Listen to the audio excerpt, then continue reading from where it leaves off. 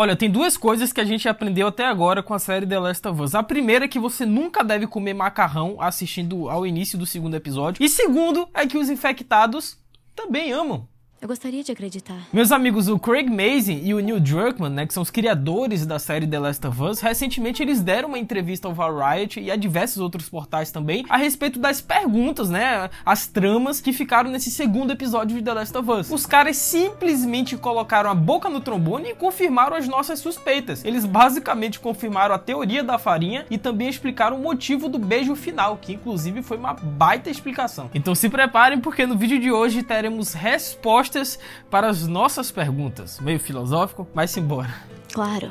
Hello, my friends, Geek na voz, e como já se passaram mais de 3 dias e com certeza a maioria, se não todos de vocês já assistiram o segundo episódio, o Tio Geek aqui pode se dar o luxo, né, de comentar a respeito desse final de forma mais abrangente, colocar um título, colocar uma thumb, porque, cara, a gente tem que compreender o que de fato aconteceu no final daquele segundo episódio, gente. Porque embora a gente tenha acertado a teoria, que nesse caso é a origem do Cordyceps, todo aquele lance da farinha, do trigo, só que mesmo assim, eu acho que não tem ninguém melhor para destrinchar do que o próprio criador da série, que é o Craig Mazin, que ele, junto com o Neil Druckmann, simplesmente confirmaram a teoria. As pessoas perceberam no primeiro episódio que Joel e Sarah evitaram comer alimentos como farinha, bolo de aniversário, panquecas e biscoitos da vizinha, sendo que Jakarta também tem um dos maiores moinhos de farinha do mundo, o que parece conectar o fungo espalhado com a farinha contaminada. Essa teoria está correta? Perguntou o entrevistador. Craig Mazin: eu acho que é bem explícito. Neil Druckmann: sim, nós basicamente dissemos que sim. Pronto, é isso, valeu, até a próxima, acabou o vídeo.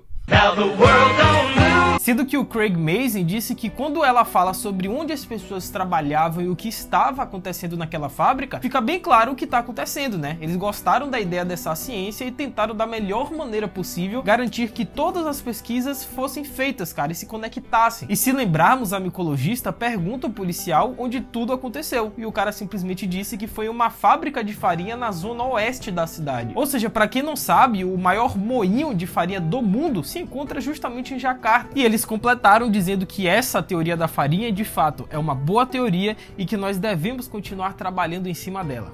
Obrigado, Craig Mazin, a gente vai continuar firme e forte. Mas observem que o roteiro desse segundo episódio, inteligentemente, simplesmente comprovou, trouxe a prova real dessa teoria da farinha, né? Porque observem que lá no início, a Ellie, ela tá comendo uma espécie de sanduíche, né? Um pão com frango, enquanto Joel e Tess estão comendo, sei lá, acho que uma ração, né? Ou então uma carne seca. Porém, o pão, como sabemos, possui a farinha de trigo, e a Ellie é imune ao Cordyceps. Claro que não são todos os produtos originados do trigo que estão imunes ao Cordyceps. Com certeza o Joel aí, ao longo dos anos, ele encheu a pança de pão em algum momento. Porém, como forma de comprovar a teoria, eles colocaram a Ellie para comer um produto originado do trigo, e ela não se transformou. Afinal, como eu disse, ela é imune. E do outro lado, o Joel e a Tess comeram uma proteína, porque caso eles comessem um pão, a teoria daria margem para furos. Eu achei a explicação dos criadores simplesmente genial, como eu já comentei com vocês, porém não tão boa em relação à resolução que eles deram sobre o momento em Fake Love, aquele beijo nojento entre a Tess e o Stalker, que só de lembrar...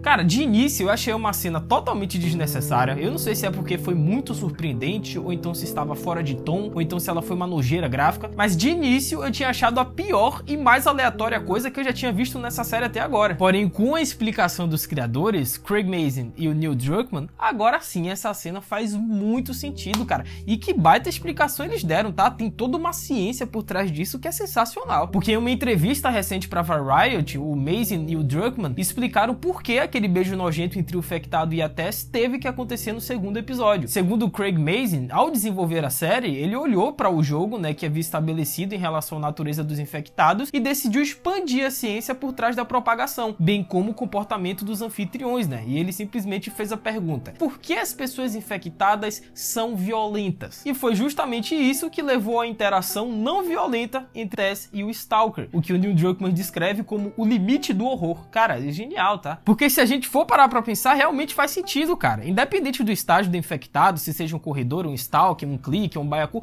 por que que eles são tão violentos? Porque o objetivo principal deles é justamente espalhar o fungo pro próximo. Mas por que que tem que ter toda essa violência? E os criadores chegaram à resposta de que não necessariamente eles precisam ser violentos. O que acontece é que a gente resiste quando vê o infectado. Mas e se não resistirmos? E se a gente simplesmente ficar parado, como foi o caso da Tess Tess e deixar tudo acontecer? Porque quando a gente tá jogando, né, o The Last of Us, por exemplo, sempre que o infectado detecta o jogador, geralmente você tem duas opções. Ou você sai correndo que nem um maluco, ou você simplesmente vai pro combate. Mas trazendo pro mundo real, e se ao invés dessas duas coisas, você simplesmente ficar parado igual a Tess? Claro que você iria se infectar de qualquer forma, mas não seria de forma violenta ou dolorosa. Segundo o Craig Mazin, pousamos nesse combustível de pesadelo. É perturbador e é violador. Eu acho que é muito primitivo na forma como invade seu próprio corpo. Para usar uma palavra muito usada, é gatilho. É uma combinação notável da direção do Neil, a atuação da Anna Torv, quando obviamente não há nada lá e nosso departamento de efeitos visuais fazendo esse trabalho maravilhoso para fazer tudo se encaixar e parecer real e terrível. Não, a grande verdade é que esse momento foi o Infect Love, né?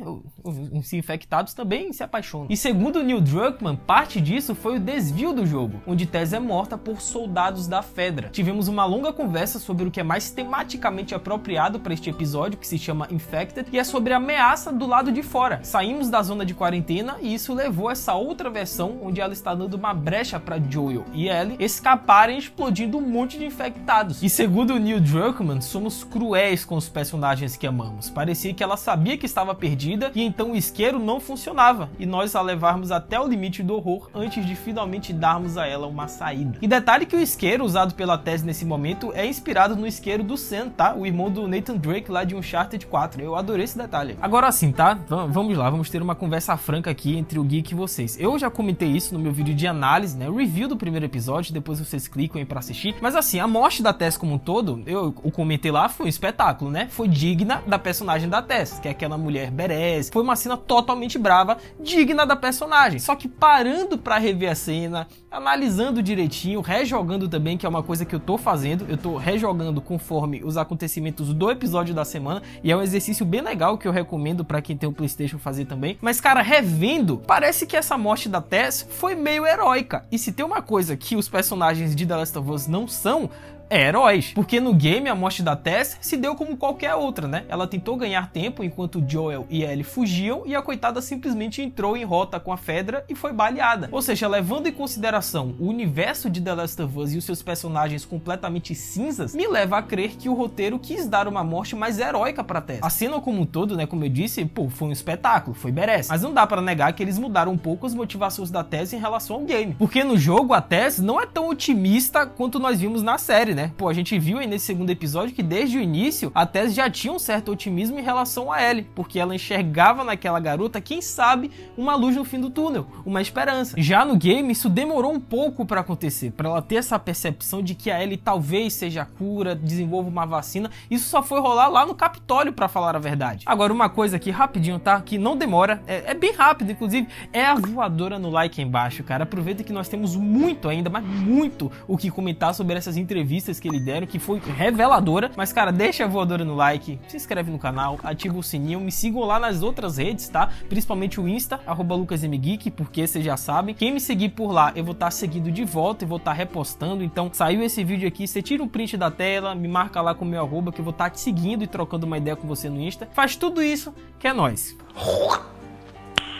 Nice. Sendo que em uma entrevista ao TV Line, a atriz Anna Torv, que interpreta a Tess, falou sobre sua personagem e sua morte. Primeiro, a Anna Torv falou sobre o relacionamento não tão sentimental entre a Tess e o Joel. Ela descreveu o relacionamento como eles apenas sobrevivendo e se tratando da confiança mútua. E eu falei isso na minha análise do episódio, é só conferir aí em cima. Porém, ao falar sobre a morte da sua personagem, a Anna Torv descreveu sua mentalidade como esperançosa. Ou seja, enquanto sua personagem enfrenta a morte, na frente dela está um farol de esperança na forma da humanidade, que é a Ellie. Mas, vocês sabem, essa é apenas a opinião do Tio Geek. Se vocês têm uma contrário, então se vocês tiverem uma outra visão, uma outra percepção a respeito desse acontecimento, dessa cena final, desse Infect Love, da morte da Tess, comenta embaixo pra gente discutir civilizadamente. Capite? Ah, e tem mais. Tu acha que acabou? Não, eles revelaram muita coisa. Simplesmente o passado da Tess seria revelado na série, mas cortaram, cara, cancelaram, nossa. Segundo eles, a Tess tinha um marido e filho e eles foram infectados. Ela matou o marido, mas não conseguiu matar o filho. Ao invés disso, ela preferiu trancá-lo no porão, onde ele teoricamente virou um instalador. Nossa, aí foi pesado. E, velho, sendo bem sincero, essa é uma das coisas que eu não consigo compreender na cachola do Neil Druckmann, né? Porque pra quem não sabe, ele também é o criador, é o diretor criativo dos 2 games de The Last of Us. Só que aqui na série, o cabra, ele finalmente teve a oportunidade de contar todas as brechas deixadas no primeiro game. Ele é oportunidade de ouro, é agora. Então, por exemplo, o passado do Joel, como que surgiu os vagalumes, como que se deu o primeiro contato dele com a Tess, como que foram aqueles tais 20 anos, né, que se passaram e a gente não sabe o que rolou na vida do Joel. Cara, ele tinha a oportunidade